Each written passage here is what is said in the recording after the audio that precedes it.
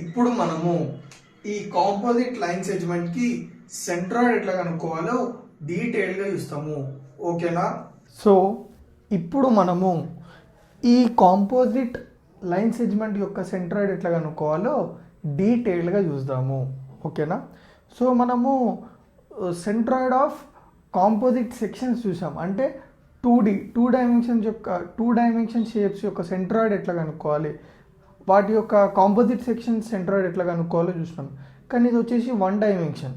So ఈ one డైమెన్షన్కి మనం ఇట్లా కాంపోజిట్ లైన్ సెగ్మెంట్స్ ఉంటే మనం ఎట్లా సెంట్రాయిడ్ ఎట్లా కనుక్కోవాలంటే దాని గురించి మనం స్టెప్ బై స్టెప్ డీటెయిల్గా తెలుసుకుందాము. ఓకేనా? సో ఇది వచ్చేసి ఆ కాంపోజిట్ లైన్ సెగ్మెంట్. సో ఈ లైన్ సెగ్మెంట్లో మీరు చూసుకున్నట్టయితే మనకి త్రీ సెక్షన్స్ ఉన్నాయి, లేదా 3 లైన్ సెగ్మెంట్స్ ఉన్నాయి. This is the first line segment, this is the second and this is the third. So 3 line సెగ్మెంట్లు ఉన్నాయి. సో 3 కలిపితేనే ఇది ఒక కాంపోజిట్ లైన్ సెగ్మెంట్గా ఫార్మ్ అయింది. సో బాగుంది. ఈ 3 లైన్ సెగ్మెంట్స్ యొక్క డైమెన్షన్స్ మనకి ఇచ్చిండు. సో ఫస్ట్ లైన్ సెగ్మెంట్ యొక్క లెంత్ ఎంత 600, సెకండ్ లైన్ సెగ్మెంట్ యొక్క లెంత్ ఎంత 200 and third line segment which is inclined line which is making an angle 45 degrees with the horizontal, that is nothing but దాని length ఎంత 300. Okay, అది inclined line segment. So దీనికి మనం ఇప్పుడు centroid కనుక్కోవాలి.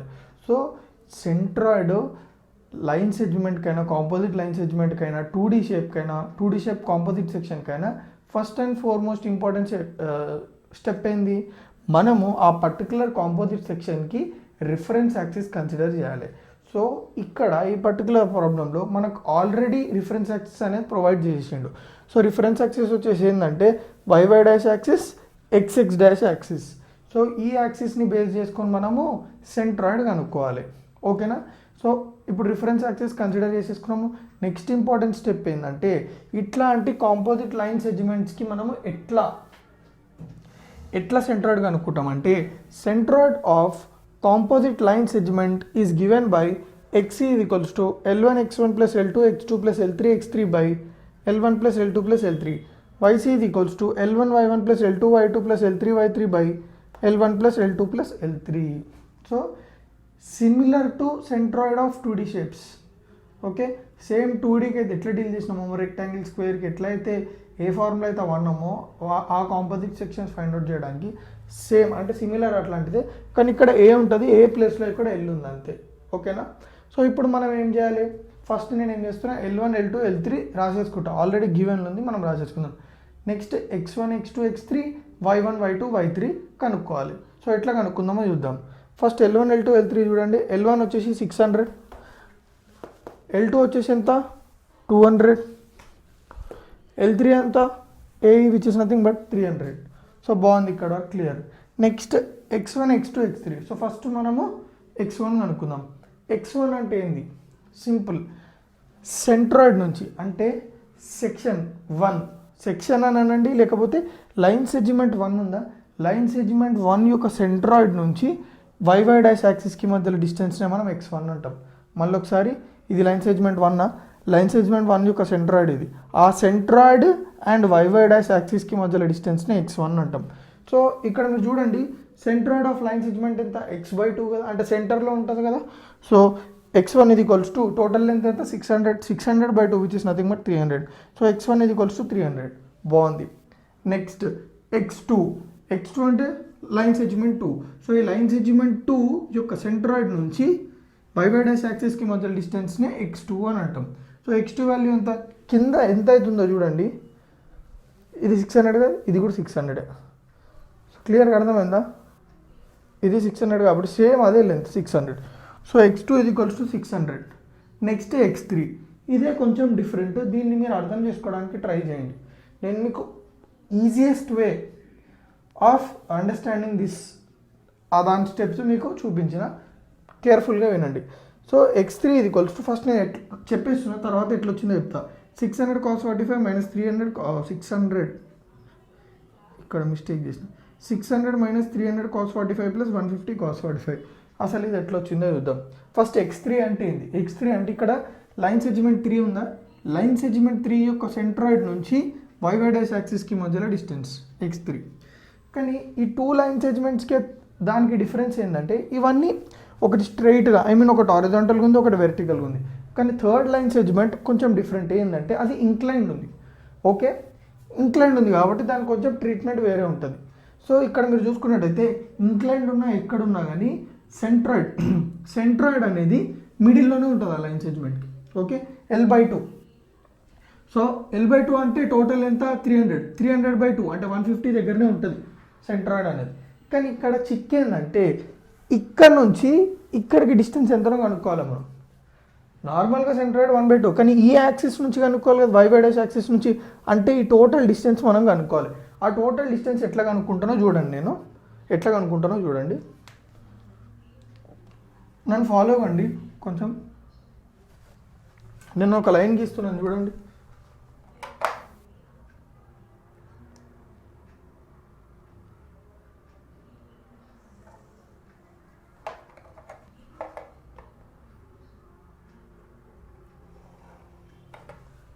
చూడండి, నేను ఒక లైన్ గీస్తున్నాను చూడండి. ఈ లైన్ని, ఈ టోటల్ లైన్ అనుకోండి, AC వచ్చేసి ఒక లైన్. ఓకే, ఇప్పుడు నేను ఏం చేస్తున్నా అంటే చూడండి, ఇక్కడ మీకు కనిపిస్తే ఈ డయాగ్రామ్ ఉందా చూడండి, ADBC. ఈ డయాగ్రామ్ని నేను ఇక్కడ గీసుకున్నా, మళ్ళీ ఒకసారి గీసుకున్నా చూడండి. ఇది 45.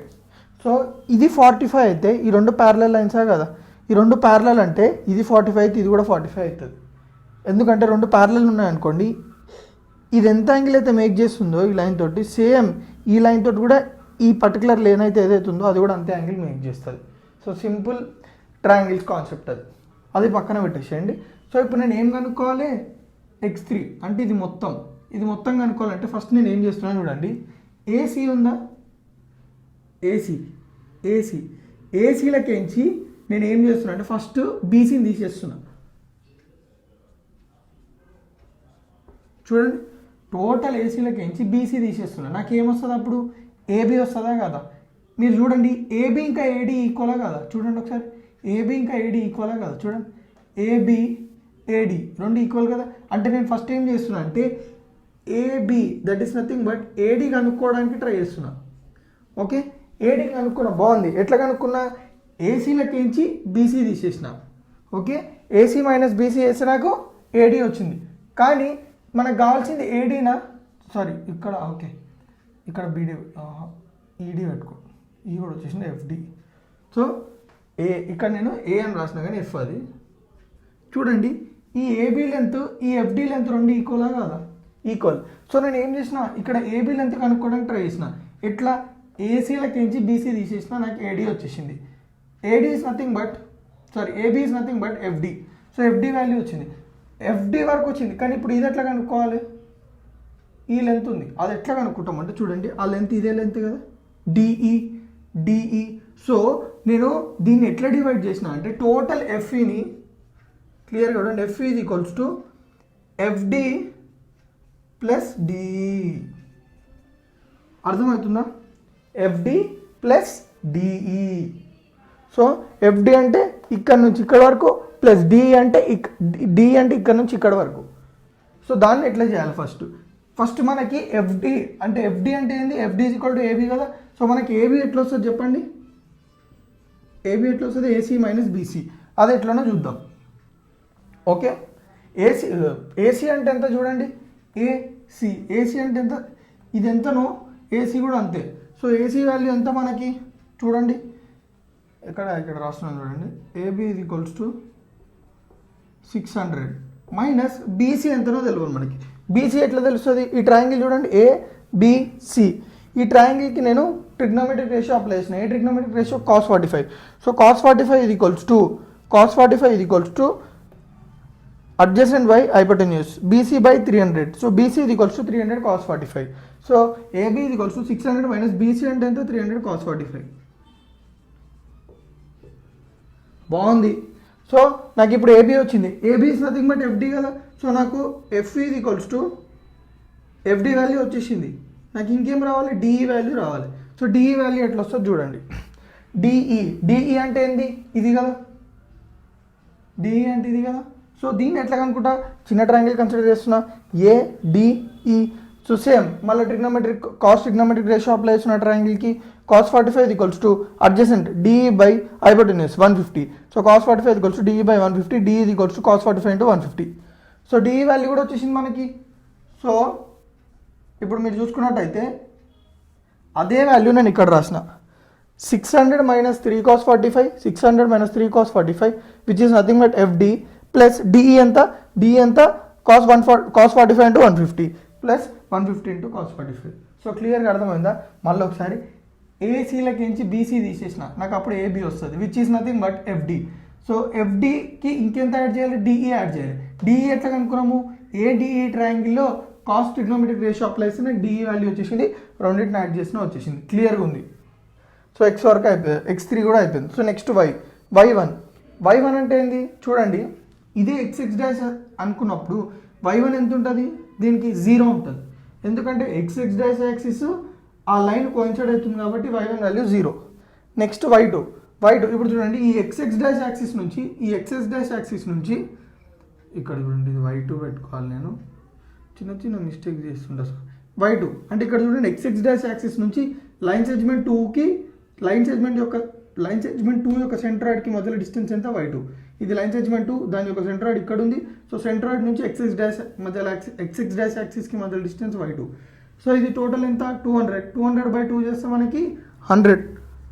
So y2 is equals to 200 by 2 which is nothing but 100. తెలుసు కదా ఎక్కడ లొకేట్ అవుతుందో?